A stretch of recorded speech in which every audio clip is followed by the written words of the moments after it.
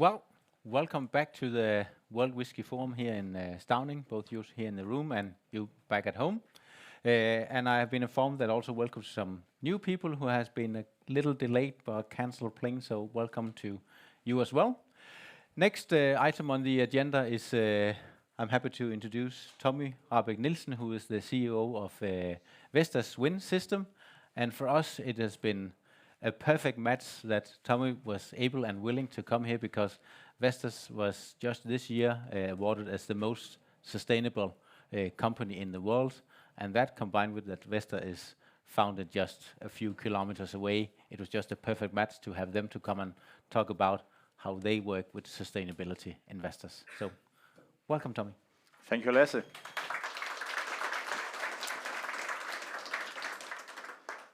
And it's always a tough one to get on after a break and wine and so on. So, but I'm up for the challenge.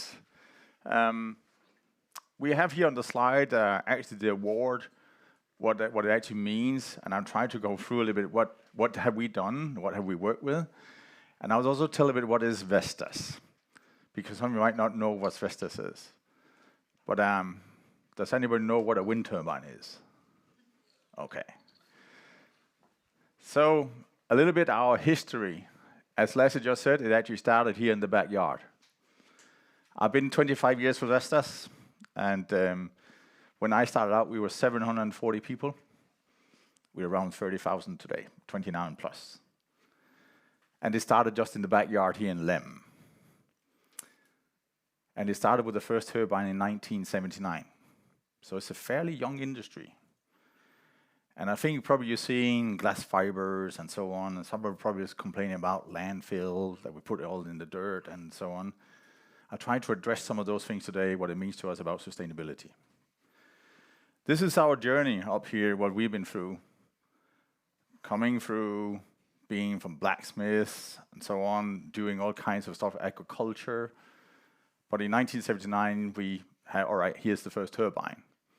We actually went bankrupt in 1987. Then we reinvented the company and said, now we only focus on wind turbines and wind generation of electricity. We actually went bankrupt due to the US. I don't know if anybody from the US here. You don't dare to put up your hand, right? It's also when you get focused too much and you only have one country to focus on. We delivered thousands of turbines already at that point in time, very small ones. But do not be dependent on one market with one product. That's my advice. A lot of this is also to do with data. A lot to do to learn from what you have of assets in the company, what you have of actual data about how the world works. And we are all, I just heard somebody come in a bit late. We're in the world of disruptions, I will call it. It's a little bit all up in the air. I don't know. I'm sure everybody has been impacted by COVID, right? And then we have a war. It's like getting something on the chin again and again. So, but I think also a little bit that how we get resilient about that part. How do you looking ahead? How do you keep actually finding a solution? And that's a little bit what we're known for investors. We started the sustainability journey a long time ago. We didn't know it was a sustainability journey. But we knew we were generating green power and so on. But it doesn't really help if everything that actually what we is made of is not green. So, some key facts. 29,000 people now plus. We're actually around 30,000. We produce 53,000 turbines. 53,000 from big ration. Sorry, my mistake. We have combined turbines or more than 132 gigawatt that we're servicing. We do service agreements for 20 plus years. I just say, I know there's a colleague from Finland, whatever, but there we have made the first service agreement for 35 years. A design lifetime on the turbine is 20 years, but we're able to extend the lifetime to 35. 82,000 turbines, or more than 150 gigawatts installed around the globe. And our revenue last year was 15.6 billion euro. I know we're small and big, but we are the biggest one in the industry. We've been pioneering the industry. We have opened 39 new markets over the world. The first time, meaning the first time a turbine came into the grid of a given market. As you see, it's fairly much spread over. We're the only global company with a global supply chain, global setup. We are delivering to more than 80 countries, so therefore we opened 39, somebody else opened the other 41. But we are representative in 80 countries today. We have a supply chain which is more or less spread all over. When I say spread all over, it's actually built up in clusters in both in the Americas, in Asia, in Europe, and also LATAM. So, and in this world of disruption, how many is transporting containers or getting containers transported? That's cheap, right? I have around 40,000 boxes a year. Just to imagine when the price went from $3,000 for a container to 16. We had one Friday, I still remember that Friday, the spot price was $48,000 for getting a container from Asia to Europe. And I'm sure you actually consume quite a lot of electricity in your business, right? That price has to be paid somewhere. So how do we get in control?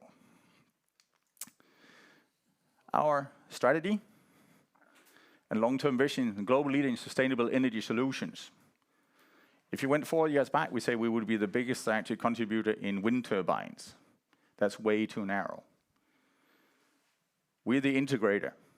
We don't mind integrating with solar, batteries. Does anybody heard the name Power to X? Power to X is basically power from wind, power from solar, make it into liquid.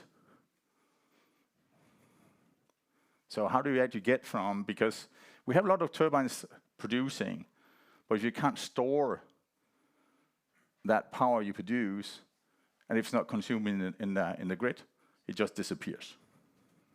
So therefore, Power to X, how do you get from having power come from wind, taken through electrolyzer, get into green hydrogen?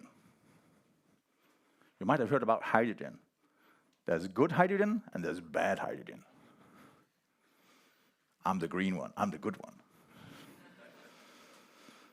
But I also want to say that it's also important that we look at how the energy system, ecosystem is working, because you can't just switch from one to another like that. So it's a transition time we had to go through. Technologies to be delivered or developed as well. And this is an interesting part. We have 3 legs. Global leader in wind power plant solution, that's being new turbines, and it's a power plant.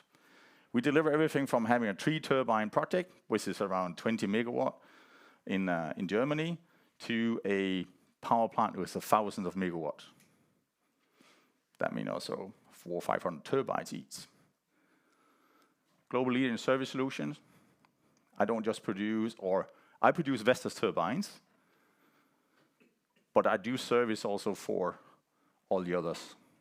So I can be a one-stop shop for my clients.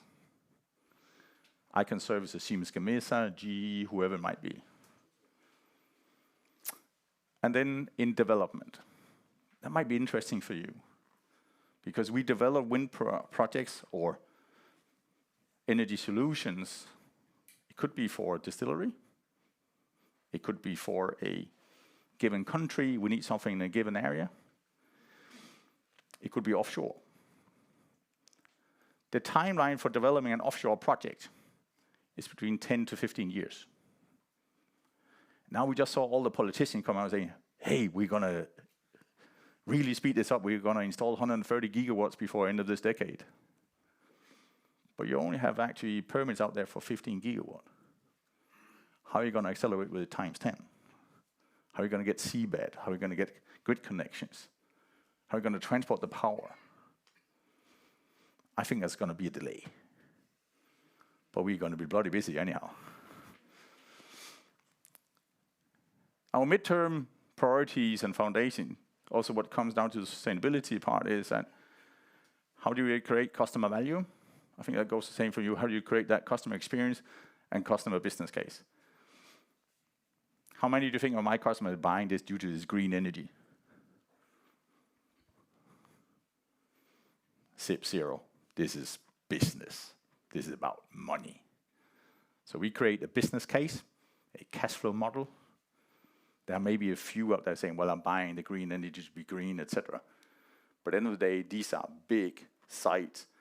And the investments for an offshore park, if you have 1,000 megawatt, is 2.7 billion euro for a park. The turbine is around, let's say, 1.2, 1.3 billion. You need to hammer down foundation in the seabed. Foundations weigh probably 800 tons. A lot of steel. Also, industry leader on innovation. We are the one spending the most on the money. 2.5% of our revenue goes into R&D, new technologies. New technology, what is going to come in the next 10 years or beyond. That's why we're in front. The supply chain, as having a global supply chain, we just talked transport before, right? I have a transport budget around 2.5 billion euro.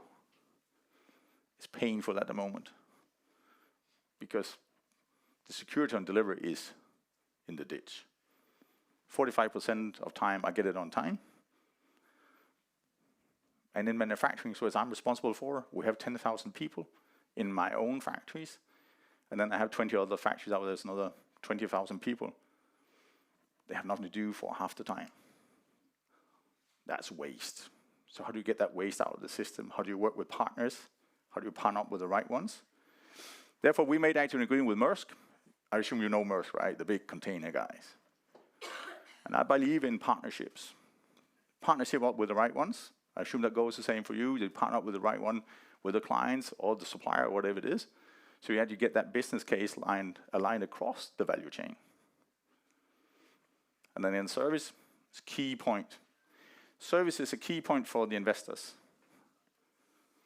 I'm sure a lot of you here also have investing in shares and all kinds of projects, right? Your risk appetite is just huge, right? Nah.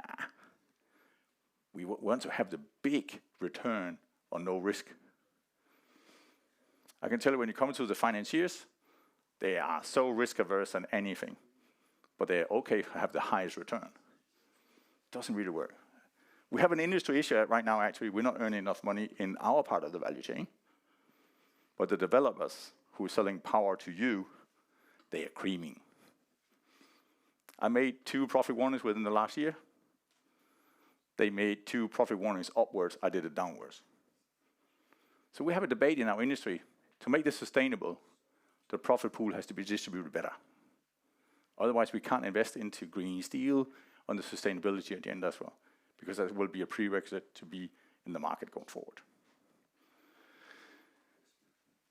And then we have our values, accountability, meaning we stand with our products. Some, at least in Denmark, know that I took down 80 turbines from the sea where I had a design error, so I took them back from the sea. A vessel on the sea is around 20,000 pounds a day, used or not used. So you want to get that continued going. But we stand by our product towards our clients. Collaboration is key, not just internally, but also with clients, with supplier base, stakeholders like authorities.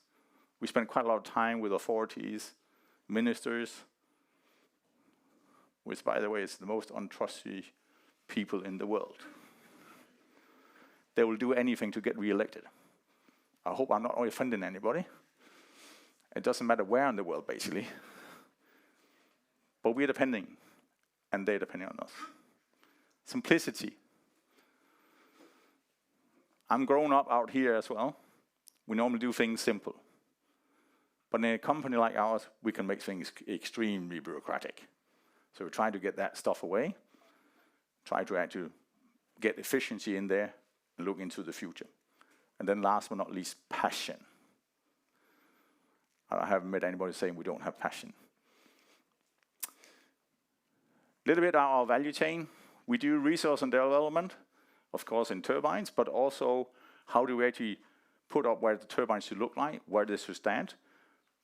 We go down to the pad, and the pad is where the site where the turbine is. We configure a specific turbine for a specific pad. to have the right wind directions.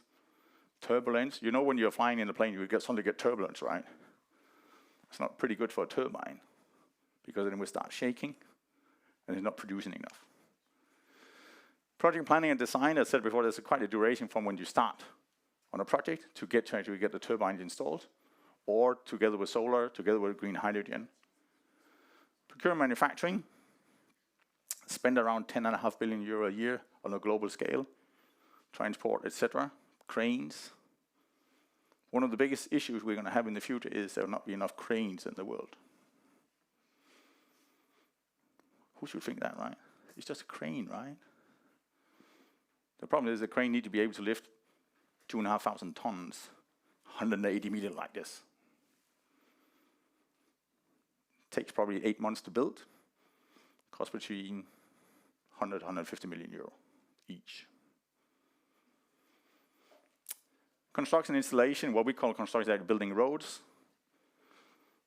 put up foundations, which is probably, when you build a foundation for a turbine, it's around 500 trucks with concrete coming in, a lot of steel bars, rebars, and then you put a couple of thousand tons on top.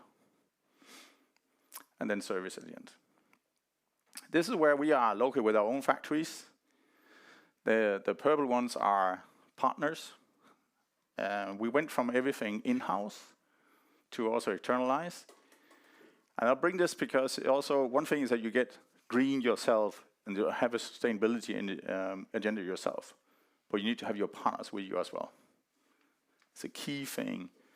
It doesn't help that you are green if your supply chain behind you is dark, dark, dark. So, a turbine. This is a little bit our history. This is not really the real history. When I started out, we were doing a 225 kilowatt machine. Now the biggest onshore is 6.8 megawatt. Quite a scaling. We came from a rotor size of 15 meters. V15 is basically the rotor diameter. Today, the biggest one onshore is V172, meaning 172 meters. And then we have a small offshore, which is 236. I'm going to tell you a little bit how to get a little bit so you understand what that is. So what is a wind turbine? There's different technologies here. Some of you know about glass fiber. It's not really green. How do you get to a green glass fiber? How do you find different technologies to use? We've been working with bamboo, other wooden things. There's a lot of stuff going on in that area. The drivetrain is that's a gearbox, a little bit like you know from the car. Taking from the rotor and in, as you get exchanged, get into the generator, and then the power is there. That's simplified. We have a converter, meaning how you actually transfer the power from the generator into the grid. It's an extreme important part. It's also where you lose a lot of power if you don't do it right. So on the right side, that's our new design. And someone say, well, hey, is that a container? Yes, it is. Our new design is a 40-foot container. The one is a little bit, this is an offshore machine, it's a little bit bigger. But it actually is a container, so it can go on a 40-foot container, standardized transportation, you don't need to have oversize. Delivering a turbine on the left side is probably around 20 oversized cargoes. Special transport, special permitting. How do you think is to get permitted to get into Scotland, into the Highlands, and get permits to drive through a small village or city? Does people like that? No way. Sometimes we've had to tear down houses to get the turbine in.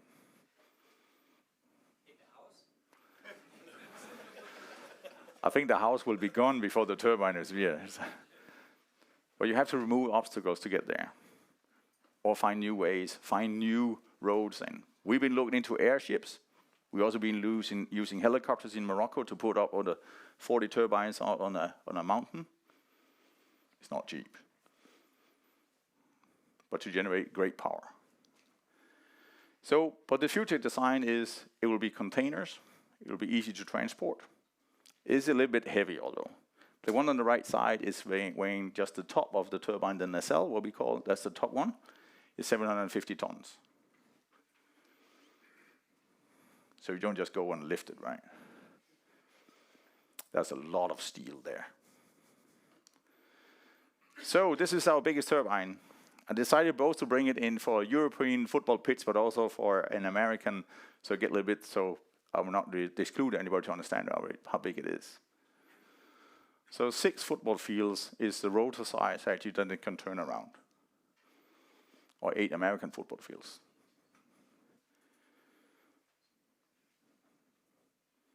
One blade is 115 meters, weighs 63 tons each. That's equal to 6 London buses. We produce 15 megawatt. That's around 80 gigawatt hours a year. But I think more importantly here on the green agenda is that we save more than 38,000 tons of CO2 a year from one turbine.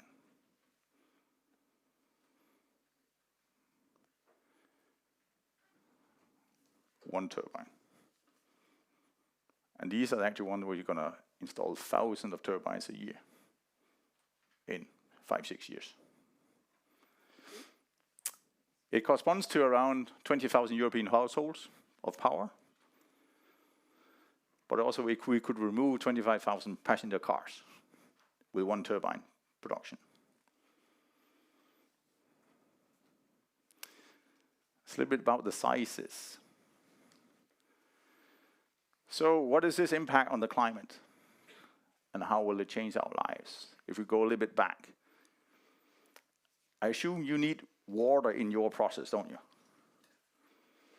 You need good water, right? And I see there's quite a difference on nationalities here as well. And I'm sure some of you try to travel to India, Brazil. Water is not really great all the time.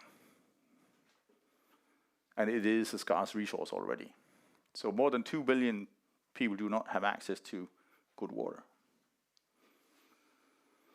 We take it for granted. I can tell here in Denmark, we take it very for granted. Just take it from the tap. There are places in the world that don't take it from the tap, by the way. For instance, India. But they still need good water, right? But also the climate change. How are we going to address that? I can produce a lot of turbines, but it doesn't help if my turbines doesn't become green because I'm just actually not adding in the... I can still add quite a lot being neutral on CO2. But I need to accelerate that journey to be able that we are sustainable going in the future. So, global hunger, especially now, right? I don't know, are you depending on wheat coming out of Ukraine? Some of you? Or not? Not necessarily. But the world is. We might not feel it now, but we'll probably feel it in a year and a half. So how are we going to address it? And then nature is being destroyed. So, what is it for us? And sustainability is part of our DNA. We produce green power, but we want to be really green in everything we do. So the 113 gigawatt of the installed wind actually reduces 151 million tons of CO2 every year. And by the way, we install around 10-15 gigawatt a year. That's just Vestas. Globally, it's around 50 gigawatt a year installed from wind alone. 101 million European cars we can take out. I don't know, how many have an electrical car in here? Half electrical car. Okay. That's not much. How do we get you green? It's a challenge to you. But it also from burning coal. I assume you've seen the oil prices, right? Actually, when you have 1,000 vessels a year, when the bunker fuel goes around $500 per metric ton to around 1,200, that hurts. At the same time, those vessels are just piss poor, sorry my language, because they are old. All vessels you can find today, they all want to bring a container on because they will earn so much money. So we have a vessel fleet now which is outdated and polluting like crazy. We need to do something about that. So we have avoided 532 million tons of CO2 in the time we actually existed. And what we call scope 3 is a little bit about, we have certain scope where we're addressing with the sustainability, what the green agenda should be, what it is that we address, and I'll come more into that one. But we're addressing 10.5 million out of our supply chain, meaning our suppliers, transportation, whatever it is. And then actually our own operation only counts for 0.1 million tons. That doesn't mean we're not doing anything. We still need to do it. This is just one turbine. What does it mean? This is a little bit the payback from a green thinking. What we call a V117 is basically an old turbine. It's something we launched back in 15. Now we talk about 6.8 megawatt. It's go even faster. But this is 50 times in the life cycle actually. It actually earned the green part above actually what we consume when we built it. On a 4 megawatt platform, between 5 to 8 months, and from that time, I would remember it's a lifetime around 20 years, right? But from month 8, this turbine is green and actually delivering green power and not polluting.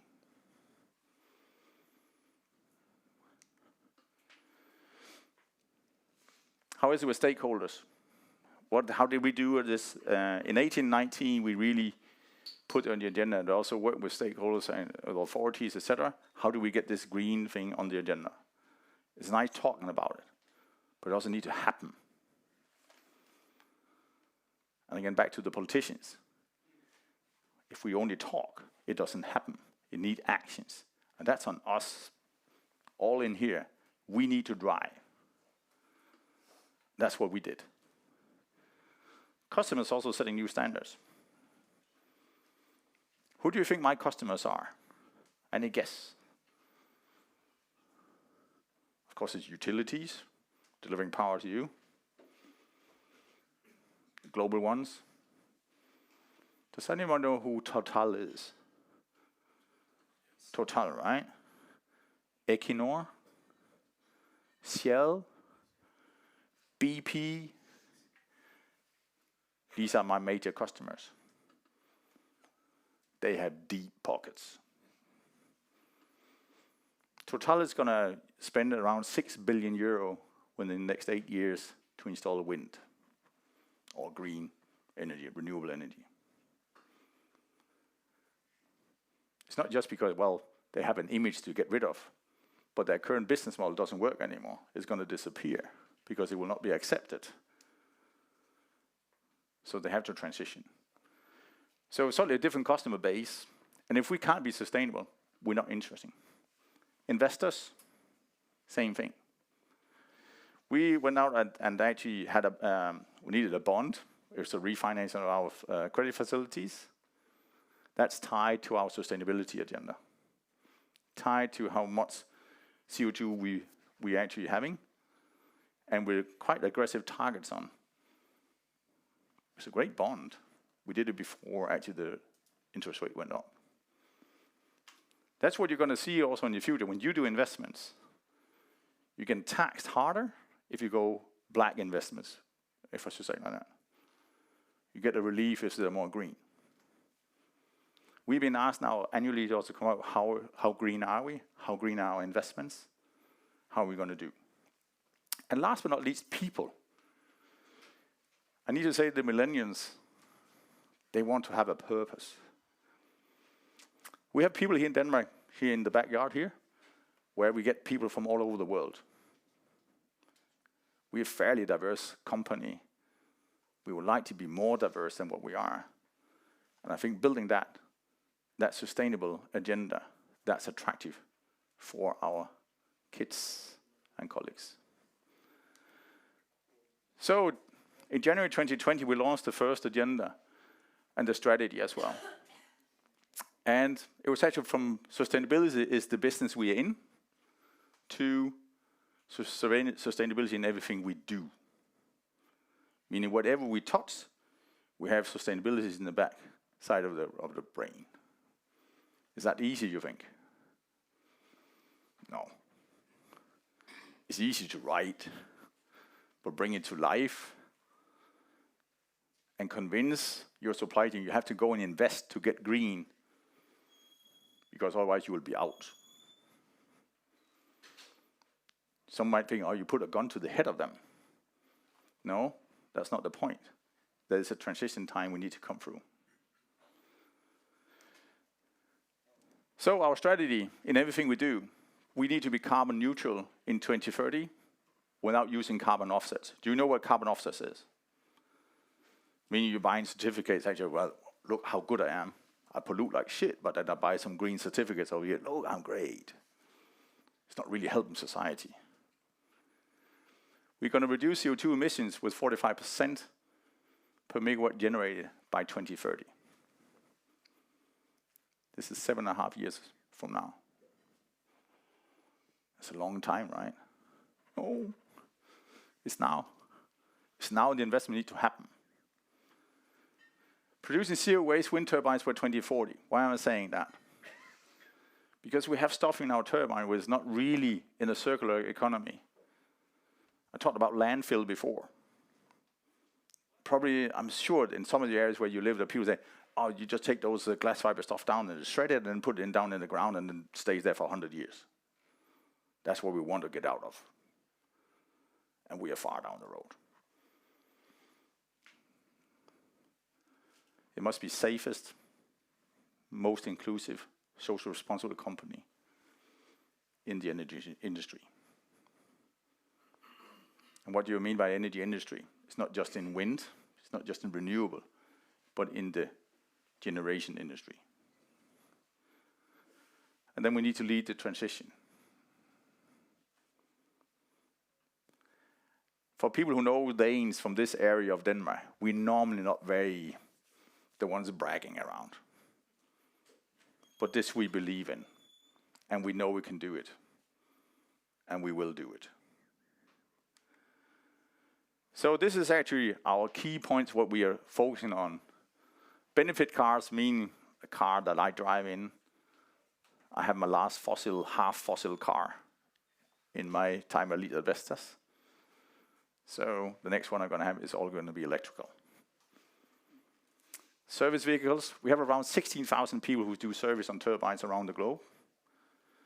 And a service car has to probably carry between 4 and 5 tons. What do you think a duration for a car that needs to carry 4 or 5 tons? And turbines are not close to the cities, by the way. So it doesn't help you get only halfway. So we're changing the service fleet of our cars to get into electrical. Chargers. We have chargers at all our premises. We teamed up with a global player, Enel. So wherever you come to a Vestas premises, you will be able to charge your car. Not for free. Maybe. But also reduce CO2 from our own manufacturing premises, meaning the factories, getting solar panels on top, getting other parts in there. We had a big tower plant in the US, consume around 30,000 megawatt hours a year. It's a welding, big heavy stuff. Have anybody heard about something in Australia about behind the meter? We actually went off grid, meaning we have generate our own power. We then had an agreement when there was no wind, we could go and grab power from the grid. We now install with batteries, etc., and reduce the cost tremendously, but even better. We're now less than 10,000 megawatt hour that we have to go and buy on the black market because we can't get green at that place. Otherwise, all other factories, they are on green energy, meaning electricity coming from wind turbines. You go and buy that from the grid. Doesn't matter if it's China, Brazil, whatever it is. CO2 reduced steel in tower. We are consuming around 1.5, 1.7 million tons of heavy plates. Heavy plates is like this kind of thickness. And that need power. Need power to be produced.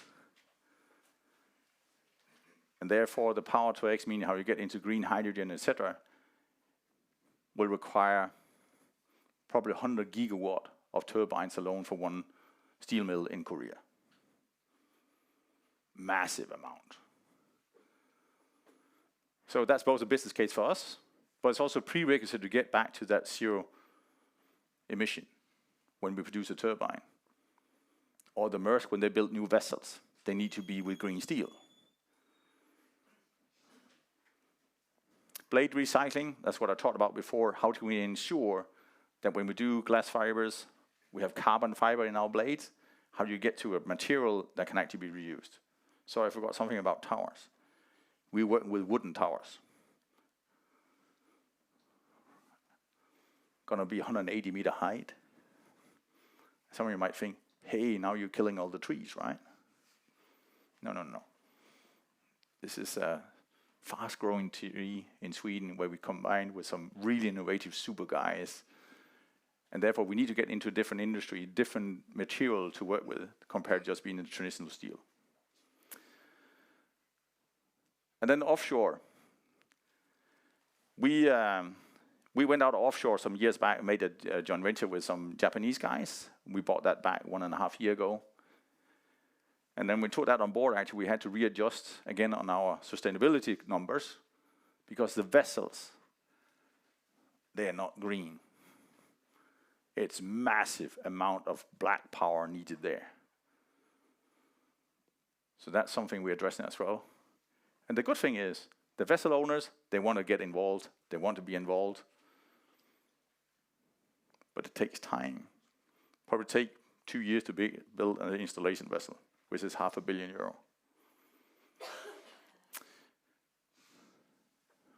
I think I just skipped.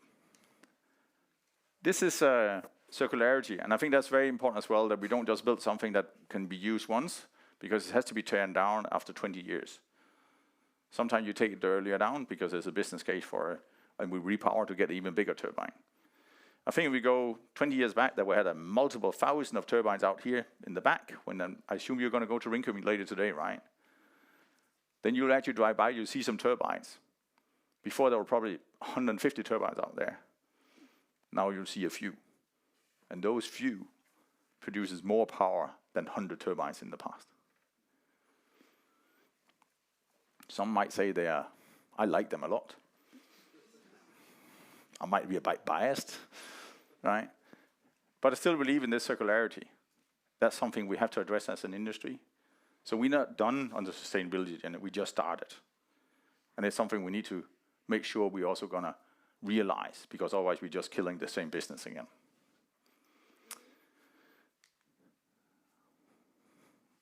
How are we gonna spread the vision?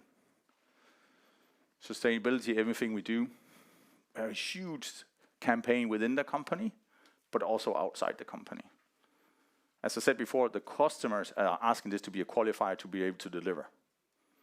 We're not going to buy from you if you're not green, because they will not be able to finance it, as I said before. So if you can't finance, nobody's going to have 3-4 billion euro on their bank account, except for the big oil guys, right? But they also dry out. We are forced to also make it public. We're okay with that. SBT is science-based targets, by the way. There's a lot of abbreviation, I'm sorry for that. CDP is Carbon Disclosure Project. So it's all about the carbon neutrality, how you're actually going to build that, how you're actually going to ensure that you're also going to deliver, so it's not just being something you think. And then last but not least, our challenges and priorities. Remaining humble. And also open about our challenges. You might say, well, you bragged a little bit before, Tommy. But I'm still humble about how big the task is. And loyal also too that it has to be changed, not just by me, but also by the rest of society. I can do my part. Yeah, a little bit on the conclusion. You need to set a vision that clearly explains to your surroundings what it is that you want to achieve. Otherwise, it just becomes my vision and doesn't bring the people with you. It takes a lot of effort. It takes a lot of effort to keep communicating the same thing. I normally say you need to repeat until you puke on the table. then it gets in there. You need to live it. Clear and concrete targets. Don't make something that is so far off that you say it's not going to be reached anyhow. Then you're going to don't get people with you. But also being ambitious, because you're not ambitious, then you don't push hard enough. Involve your customers and stakeholders, because they need to be a part of the journey. That's what we did. We took this award over from Schneider Electric.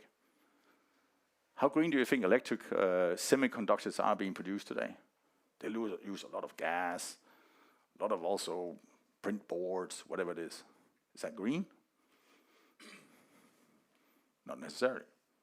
They are on the journey as we are on the journey. I have deep respect for Schneider. That's part of my partners already. As leader, you also need to take ownership and be engaged. Dare to stand up. So when Lasse wrote to me, hey, do you dare to come and talk to Whisky Forum? I said, Whisky Forum, wind turbines. I like whiskey, by the way. But it needs to be also healthy, right? So how can we actually sustain and make sure that society is still actually able to produce the nature that we need for your product as well? And then on the organization, get them with you. That's what I had. Actually, I have 200 more slides.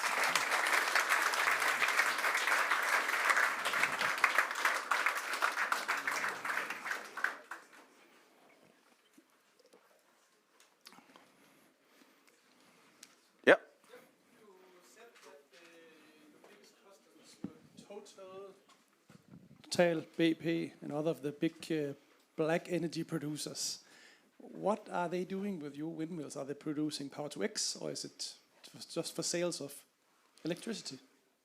Right now, they are actually just putting turbines up to be part of their green agenda. But there's no doubt they are a big part of driving the power to X agenda. They actually have a fantastic infrastructure, because power to X, actually, you can do electrolysis out on the sea, and then use the current pipeline for gas, whatever, and then transport actually the green hydrogen. That's a fantastic reuse of some pipes. So that's why they're an interesting partner for us as well, but also for themselves, how they can utilize some of their assets going forward. But they will be big. They partner up with a lot of developers around the globe, not just offshore, but also onshore. And they have deep, deep pockets.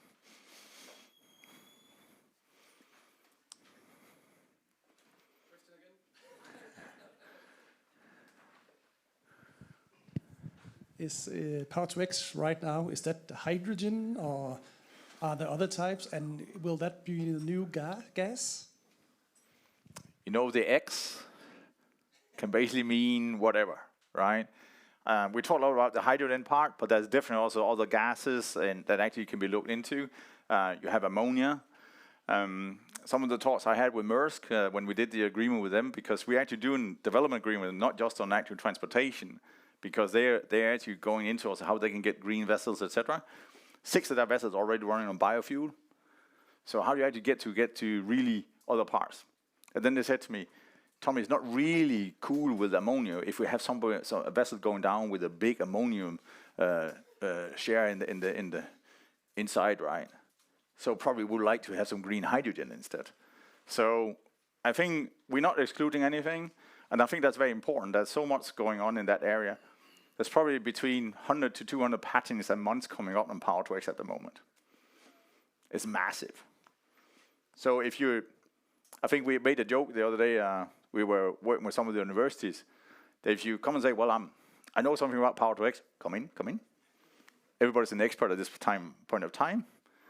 And I think in 4 or 5 years, probably it will settle down, and then you'll probably have between 5 to 10 different technologies that actually what we'll call Power to X. That's my belief.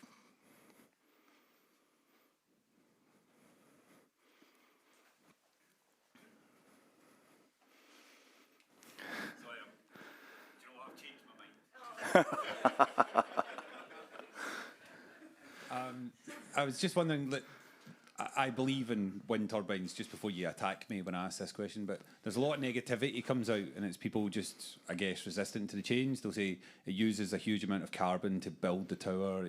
Actually, it's carbon negative. You know, it's not good. It's not this. How do you get around that? And what data do we have? Because I face that even in my own company, where they say renewables actually aren't ready right now. So Yeah. is there data, is there facts, or what is the way forward so that we move on to this rather than just facing a barrage of negativity and just wait a bit and we'll move to it soon? Very good question. And I think we don't have to go far, and then definitely Lasse and team, they know just in this surroundings how hard it can be. I can tell just 15 kilometers away from here, there is a national test center for 11 turbines where we actually are testing this part. There's a huge resistance in the society. And I believe to attack that part is actually get information out there, get it demystified and get facts on the table, because there's a lot of rumors out there. Social media is fantastic to a certain extent, but it also goes like this with a lot of things that are not true. And of course I have a belief, but that's why some of my points say, we have stuff in the turbine, and we agree to that stuff in the turbine today that is not green. And that's a task for me as an OEM to make sure I get that addressed. But I can prove today that within 8 months, a turbine is carbon neutral. And from there on, everything is actually green.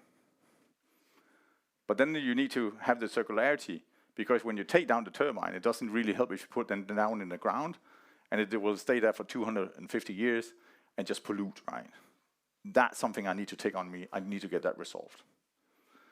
But it's a lot about communication, dare to stand up in the societies. I've been just in this society out here, been hit on for 2.5 hours. Somebody saying the power to it was a bomb. I said, okay. The worst part, he actually said, I don't want to have it here in Lem, which is just next door. Bring it into Rinkum, which is 15 kilometers away. Okay, that was weird, right? But it actually tells, not in my backyard. That's the key thing. We all want to have that green part.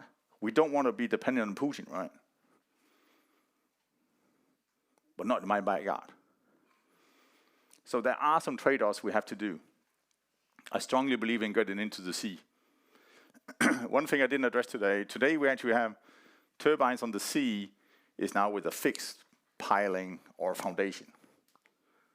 That means you cannot get that far out. But in a few years' time, we have floating turbines. Don't worry, they will be anchored.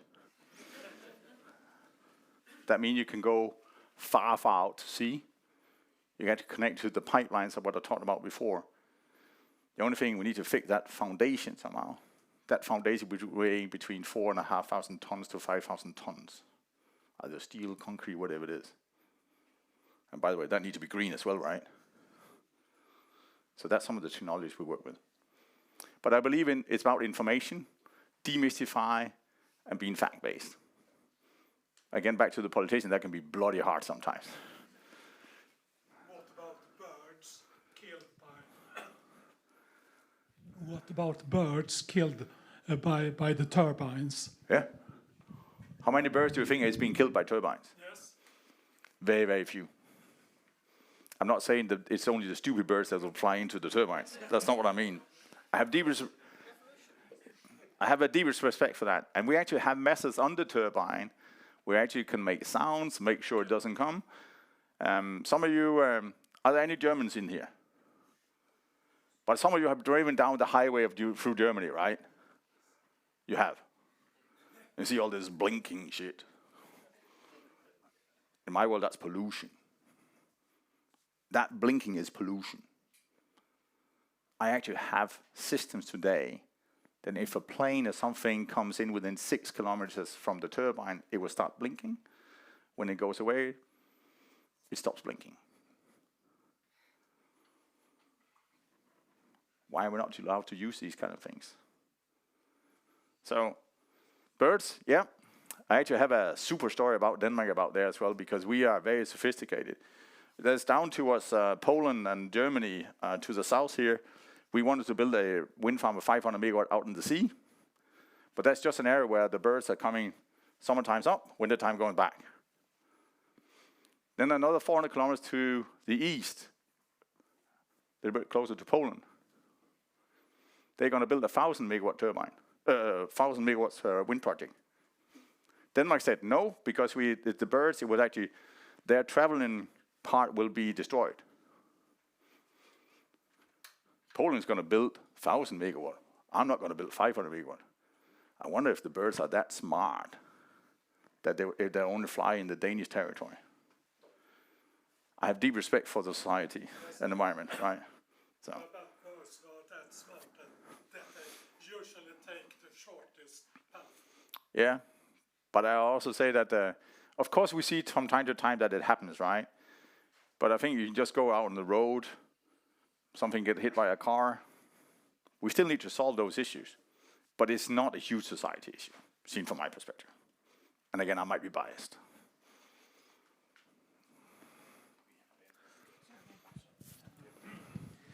There was a lot of discussion about hydrogen. How close are we to being able to convert wind energy into hydrogen, transport that hydrogen to the point of use, and then using it? Because I've heard of hydrogen's a very complicated gas to transport. It degrades tanks, it degrades steel, and so on. Like, are we 5 years away? Could we do it today? It happens today. It actually happens today, and I can tell you in a year time, a year and 4 months, we will be producing green hydrogen out here at the back. 2 trucks every day. But you're absolutely true that also there are too big a losses at the moment. You have a huge loss around 50-60%. Now the technology is being developed, so we can actually only have losses around 10 to 25%. They're too big a loss today, so that's why the technology has to be developed over the next 4 or 5 years to go big scale. Hi, you obviously have great relationships with your logistical partners, but would you have any advice for us who would import quite a few containers per annum, but are still very, very small? And how do you work with those partners on a green agenda, but just even trying to negotiate the rising costs, etc. at the moment? Yeah, so I have 40,000 boxes what I'm controlling myself. And when I didn't actually made an agreement with the Maersk as well that I can allocate up to 10,000 boxes to my subcontractors, because I also have suppliers who maybe ship 200 boxes a year or less. So they're actually utilizing my part because they will not have the muscle to go into a little bit of what you say, right? But we're also seeing actually what we also emphasize to our suppliers that go together and bundle together and actually then get the volume you can do. But the weird thing today, if you have big volume, you're actually not attractive to the transporting companies. Because we're going to squeeze them on price, right? They're like the small ones where they just can go up. So I think it's all that you have to collaborate together, because I do not assume it's the transport cost is going to actually choose if I'm going to do a Stauning Whisky or whatever I'm going to do, right? We all want to get to a baseline cost that actually is sustainable and also can be afforded for your products. So I'm sure you have, like we have in the wind side, we also have, we're actually working together also with my competitors. I call them colleagues, certain point of times. Sometimes I hate them, all right? But I also know that it is something that we can do together and actually work together. And I think that's very important. Don't know what industry you're in. Find your differentiator about what makes a customer choose your product compared to your competitor. I think that's one there before. Okay, all right. We can fight. No, you mentioned earlier that in the current circumstances, the utility companies are doing very well, and the manufacturers are not doing so well, and that's seen, right across the board. One of the issues we face back in Scotland, a lot of the distilleries are fairly remote, and we want to obviously produce our own electricity where we can. We've got, warehouse space for PV panels. We've got wind, everything we need, water, hydro. But as soon as we are connected to the grid, which we kind of have to be, we are throttled. We're capped because the grid can't take it. And do you think, in your opinion, do you think that the utility companies should be doing more to help the small producers, not necessarily be off grid, but certainly be able to produce what they want? I think there will be tremendous pressure from the government side that the grids has to be extended and actually be able to absorb what is coming there, because they need green power anyhow, right? But I also believe in the off-grid side. We call some what we call mini-grids. That could be in a remote area where you are based and say, hey, how do I actually collect that power you have? And when whatever you have consumed and you can't consume more, then you send that off to the big grid. So that's something we work on. That's what we call integrated solutions, that we can create mini-grids. A lot of things also, when you see big companies, car manufacturers and so on, who needs a lot of power, they basically what we call corporate PPAs. That means they actually just buy turbines and put that on PV, whatever it might be, to get that on their own site, and then they go off-grid. Because they don't want to be dependent on the grid side. Because I've been now for 25 years, and we're always dependent on grid, and it comes too late. Because this is government funded normally, they need to get that built out, and take ages. At the same time, they're the regulators, right? It's a little bit schizophrenic sometimes. So. It's about the logistics you mentioned, the problems you have taking these massive structures through areas like the Highlands. And you also said that it's one of your biggest tasks to work out how we're going to dispose of these units. Presumably they have a finite lifetime. So that's for the future, but what do you do now if a unit has to be replaced? Mm-hmm. We already have methods in place. I think last year we took down, I think between 10 and 15,000 blades, actually took them down and actually shredded them, and they actually ended into concrete. So, and we're able to separate the carbon, the real oil part out of that one, and the rest goes into concrete, I mean, built in foundations, whatever it might be. And then on the metal part, we tear that apart, actually, and then actually shred it out, and there are a lot of companies out there to do that part. And I need to say the concrete, people producing concrete is actually pretty innovative, but they're bloody black power as well and polluters. But they also work in the same direction. I think that's actually fantastic. So a little bit of a win-win situation. So we can do stuff today, but not in the scale that is needed, because there are too many turbines being retired compared to actually what we can absorb at the moment. And that need to be speeded up. That's what I mean about circularity. Well, I have been told that we are running out of time, unfortunately. I know there has been more questions. Are you joining us for dinner? Sydney. Maybe. Sydney, kind of. So maybe you can reach out to him during this evening. But I think we should give Tommy a round of applause for his contribution.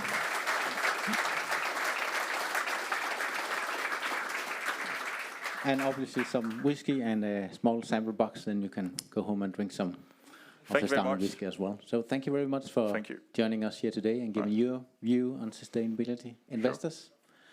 And for the rest of you guys here, we're going to see you tonight. The guys at home, we're going to see you again tomorrow. And I think the bus is ready outside now, leaving for the hotel. So thank you very much so far.